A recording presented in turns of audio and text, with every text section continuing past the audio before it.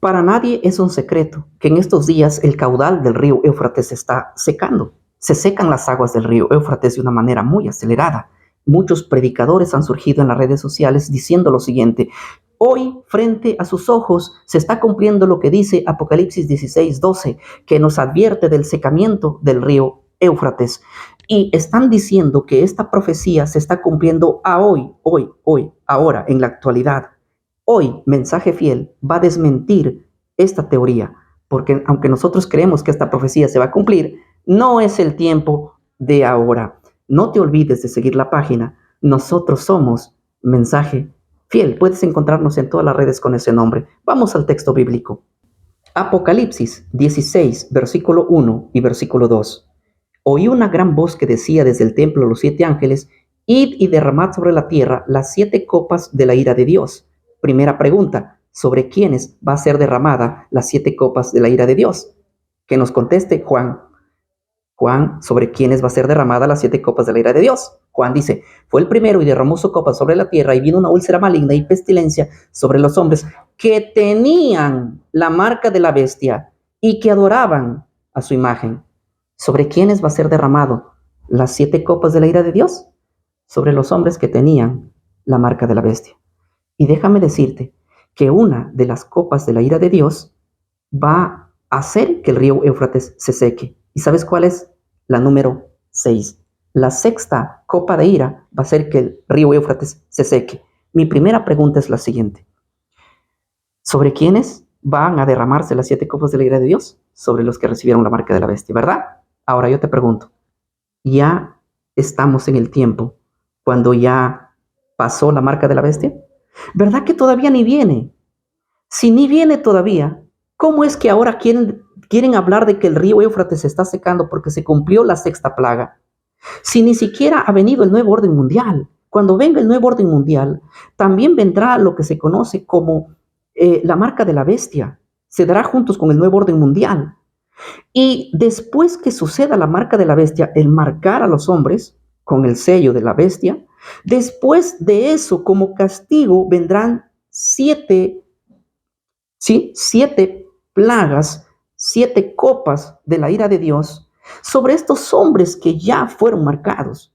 No es posible que hoy estén diciendo que ya se está cumpliendo la sexta copa de la ira de Dios, si ni siquiera se ha cumplido la primera, ni la segunda, ni la tercera, ni la cuarta, ni la quinta. Es más, ni siquiera ni siquiera ya se dio la marca de la bestia. Esto está para el futuro todavía.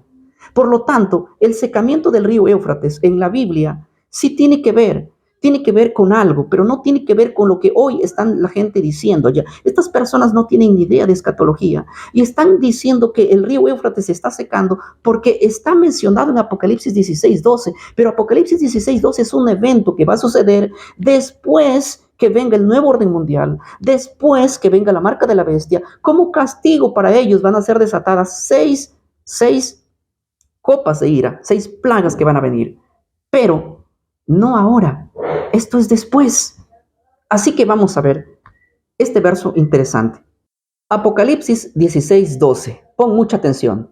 El sexto ángel derramó su copa sobre el gran río Éufrates y el agua de este se secó para que estuviesen preparado el camino a los reyes del oriente. Mi primera pregunta es: ¿en qué copa? En la número 6, ¿verdad? Ojo, en la número 6.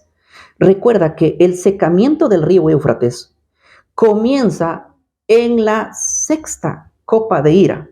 De ahí para adelante, no en este tiempo, no es que se va a ir causando gradualmente, no. Esto es un secamiento que nos habla aquí, ¿sí? Pero en la sexta, de ahí para adelante, como te repito, todavía no ha ocurrido ese evento. Todavía la gente no ha sido marcada, todavía no ha venido el nuevo orden mundial, todavía no hay el castigo para los que han recibido la marca de la bestia, porque ni siquiera se dio la marca de la bestia. Hoy, en Mensaje Fiel, vamos a entender de qué profecía está hablando aquí y cuándo va a ser su cumplimiento. Para esto necesitamos ubicarnos en el tiempo bíblico y escatológico verdadero, no de lo que hoy estás oyendo en internet. Lo primero que tenemos que entender es que estamos leyendo un versículo altamente simbólico. Apocalipsis es un libro simbólico. No podemos literalizar todo lo que encontramos allí. Para eso necesitamos entender del versículo que hemos leído, de Apocalipsis 16:12, por lo menos 4 puntos. El primer punto, ¿qué significa el río Éufrates en la Biblia y en la profecía? Lo segundo, ¿qué significa el secamiento del Éufrates en la Biblia también? Lo tercero que tenemos que aprender es quiénes son los reyes del Oriente. Y lo otro que tenemos que aprender es quién es, cómo o cuál es el camino preparado a los reyes del Oriente. Para entender esto, vamos a entender muy bien que la propia Biblia nos dé la respuesta. Entérate también que sobre esta profecía existen por lo menos 3 posturas, 3 escuelas de interpretación profética. Hablemos primero del preterismo. El preterismo cree que todas estas profecías ya se cumplieron en el siglo I, se cumplieron en el pasado. Luego está la segunda escuela, hablamos del futurismo o del dispensacionalismo. Ellos interpretan que todo lo que dice Apocalipsis, por lo menos en su gran mayoría, es literal. Cuando ellos hablan de los reyes del Oriente, están hablando de una invasión de países orientales que vendrán a atacar a Israel. Cuando hablan del río Éufrates, están hablando del río Éufrates literal y están esperando un secamiento literal. Cuando ellos hablan de una invasión de guerra, de allá en Megiddo, del Monte Carmelo, literal, será una batalla allí, es la que ellos enseñan. También enseñan que el río Éufrates literal, la marca de la bestia literal, un anticristo literal, todo literal. Recordemos que la interpretación del futurismo se basa mayormente en hablar de Apocalipsis, que es un libro casi que la mayoría es literal, cuando nosotros sabemos que el libro de Apocalipsis es un libro altamente simbólico.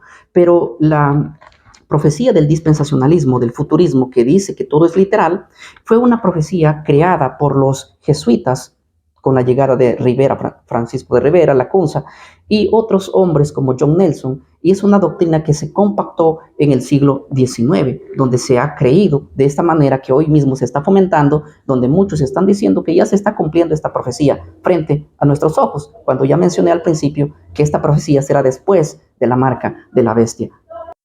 También existe el tercer grupo de interpretación, de escuela interpretativa profética, que es el historicismo. ¿Qué es el historicismo? El historicismo es la postura que creían los padres de la iglesia sobre la escatología. Era lo que creían los padres de la reforma. Es la que se ha creído a través de la historia. Es por eso que hoy voy a hablarte yo desde la postura historicista, creída por los padres de la iglesia y creídos por los padres de la reforma, antes de la llegada de los jesuitas y antes de la llegada de John Nelson y antes de la llegada del dispensacionalismo y del preterismo también. Voy a hablarte desde la postura bíblica, pero apegado en los cumplimientos históricos sucedidos para darte a entender dicha profecía. Para entender sobre el secamiento del río Éufrates, tenemos que entender el texto bíblico de la antigüedad. O sea, no se puede entender el libro de Apocalipsis sin haber entendido primeramente dónde se origina. Vamos a hablar un poco de teología sistemática, desde dónde comienza esta profecía. En el Antiguo Testamento existía una ciudad muy poderosa llamada la ciudad de Babilonia, que era una ciudad que estaba sentada sobre el río Éufrates. Recuerda que, según los historiadores griegos como Heródoto, mencionan que debajo de la ciudad de Babilonia pasaba el río Éufrates. Yo te quiero contar que había una profecía dada a los profetas del Antiguo Testamento que el pueblo de los judíos iba a ser llevado a Babilonia y iban a estar ahí durante 70 años, pero al cumplirse los 70 años, Dios haría volver a su pueblo a Jerusalén. También Dios le dio a Daniel una visión, como también lo dio al rey Nabucodonosor, que ellos como nación, Babilonia iba a ser destruida. Entonces la orden de Dios fue que Babilonia iba a ser destruida, aunque el imperio de Babilonia en los tiempos del año 600 aproximadamente antes de Cristo, era una potencia mundial, pero los historiadores dicen que Babilonia, su fuerza no estaba tanto en su ejército, su fuerza no estaba tanto en sus murallas, sino que por debajo de la ciudad pasaba lo que es, por debajo de los muros pasaba lo que es el río Éufrates y regaba todo lo que es Babilonia.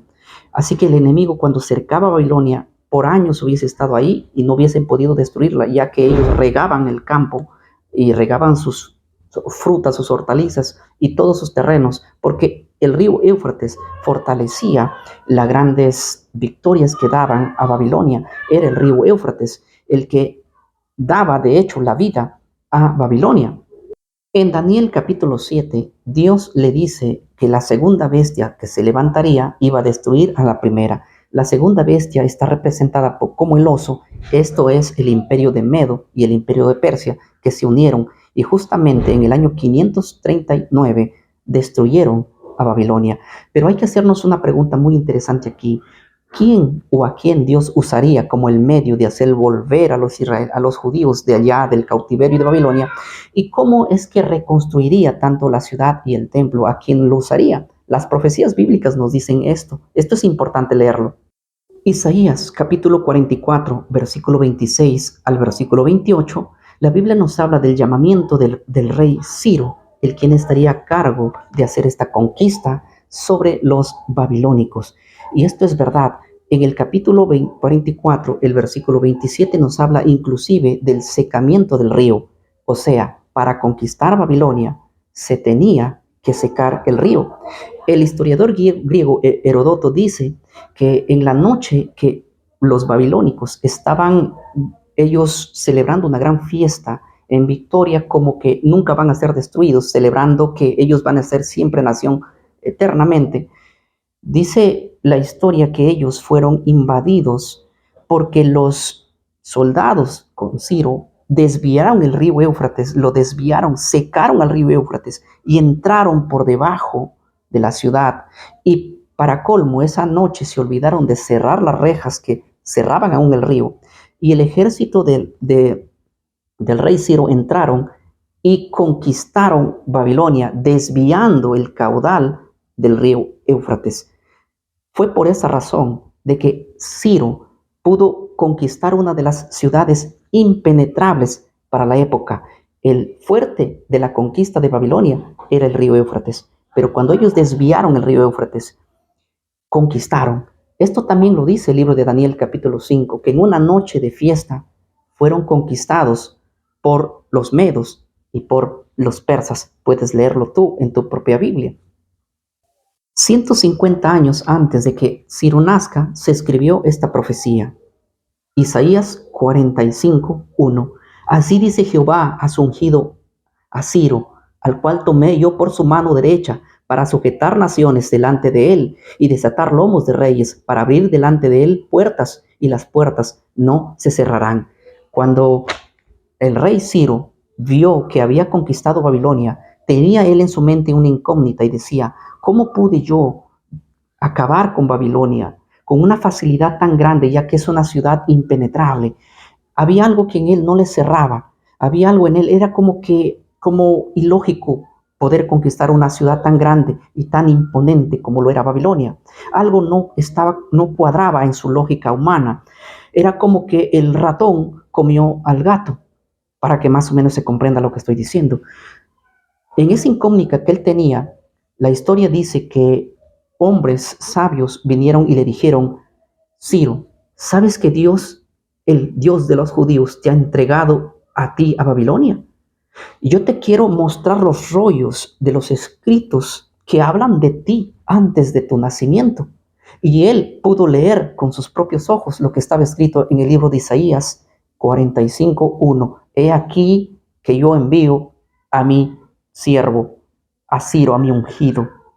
Entonces él comprendió que no era por la fuerza de él, sino que Dios, el Dios de Israel, creador de los cielos y la tierra, le había dado dominio sobre todas las naciones, porque él es el que quita reyes, ¿verdad? Lo quitó a Nabucodonosor, a Belsasar, y ahora estaba poniendo al rey Ciro, pero él tenía una grande responsabilidad de poder hacer volver a los pueblos al que tenía ahí el rey de Babilonia, especialmente al pueblo judío, hacerlo volver a su territorio, reconstruir el templo que el Señor tenía, ¿verdad? El cual en el tiempo de Nabucodonosor había sido destruido. Yo quiero enfocarte en algo muy, muy especial. Isaías capítulo 13, permíteme leer el versículo 19 en adelante.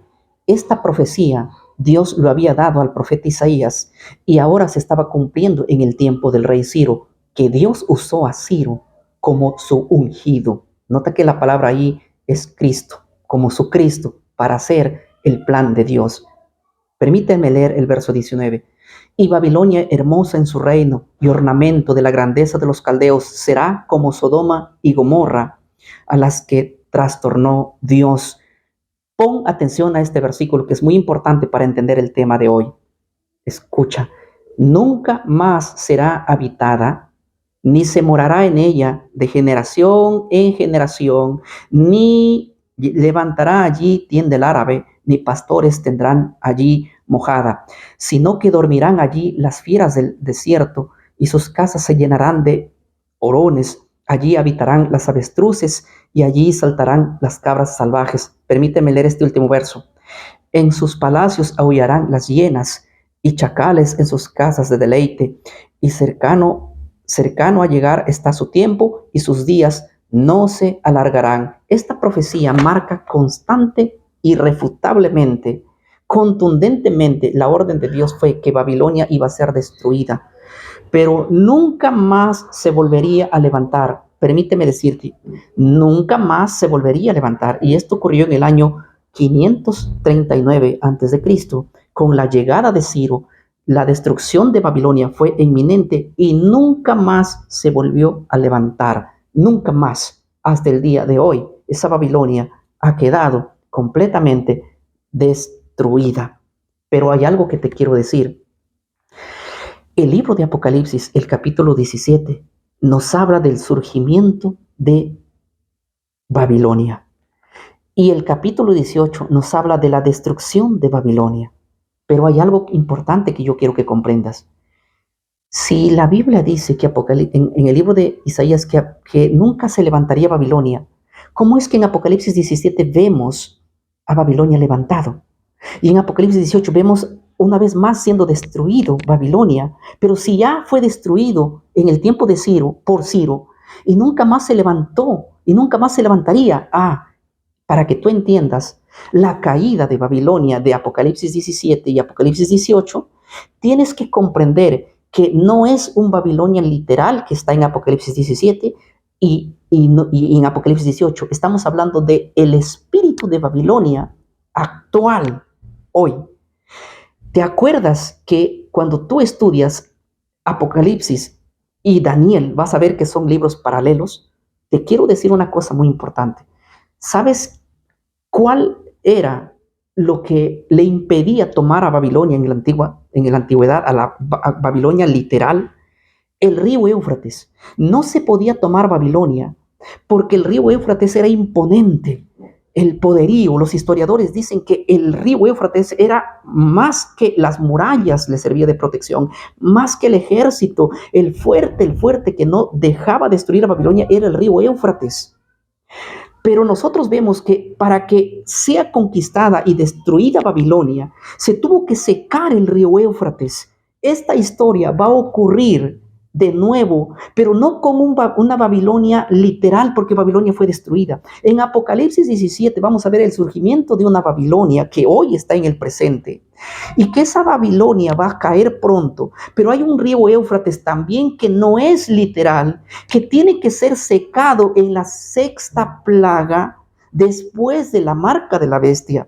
En el próximo estudio vamos a ver quién es esta Babilonia que surgirá o que ya surgió, cómo va a ser destruida y quién es el río Éufrates.